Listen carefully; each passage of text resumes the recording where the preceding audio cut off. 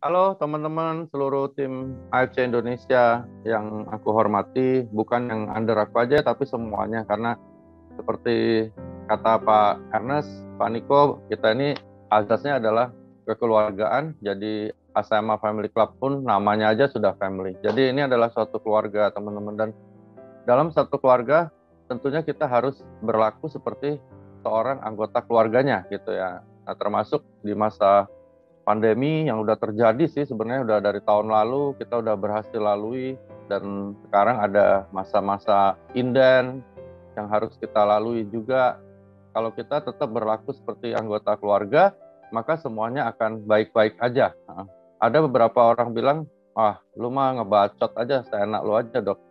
Kita di daerah di mana kesulitan ini, kesulitan barang, kesulitan prospek dan sebagainya dan sebagainya.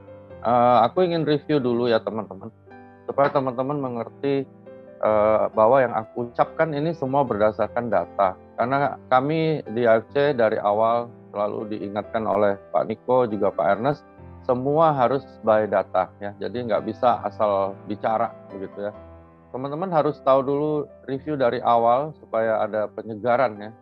Bahwa Asayama Family Club ini adalah perusahaan farmasi bukan kimia ya. Jadi bukan kimia. Jadi udah pasti produk kita itu nggak ada kimianya, yang tertua dan terbesar di Jepang. Berdiri dari tahun 69 dan sudah terdaftar di Bursa Efek Tokyo.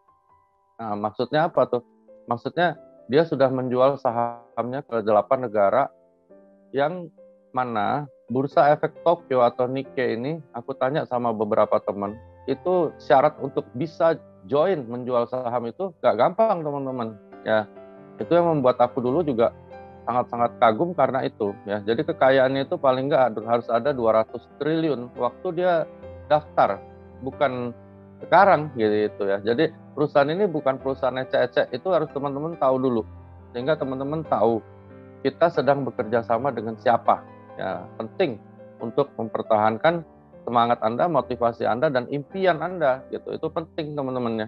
Karena teman-teman melihat semua hanya dari satu sisi, yaitu wah inden susah nih gitu, sehingga panik gitu. Teman-teman kalau ngelihat sesuatu jangan hanya dari satu sisi, harus dari beberapa sisi. Tetapi ingat teman-teman, by data itu kelebihan kita ya. Jadi teman-teman jangan patah semangat, karena hal inilah yang membuat kami dulu juga bertahan ya. Kondisi yang kami alami dulu lebih berat teman-teman ya, nggak seperti yang sedang kalian alamin cuman inden sebulan mah. Kalau kami sih seperti geli-geli aja gitu. Karena apa? Karena waktu bangun ini pertama kali semuanya lebih sulit teman-teman. Karena apa? Karena orang nggak kenal sama AFC.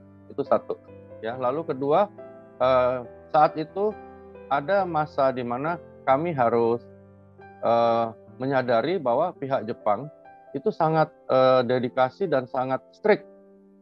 Jadi November mereka nggak produksi, sehingga waktu itu 2 bulan sempat nggak ada produk sama sekali ya.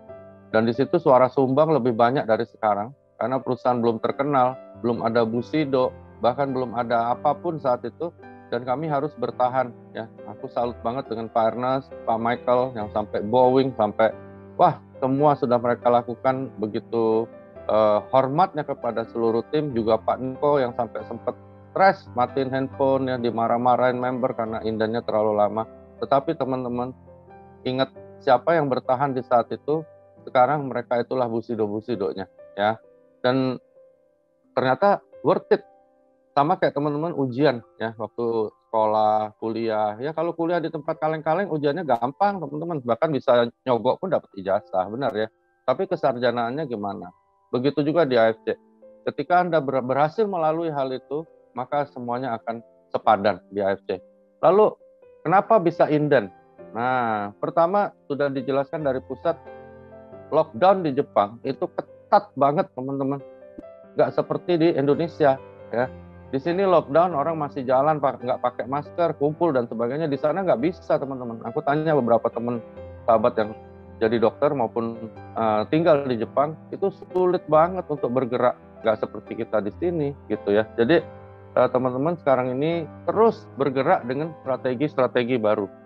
Teman-teman jangan memikirkan bagaimana caranya untuk melalui masa-masa ini, tetapi teman-teman harus berpikir Kenapa saya harus lalui masa-masa ini? Ya, jadi cara dibalik ya teman-teman.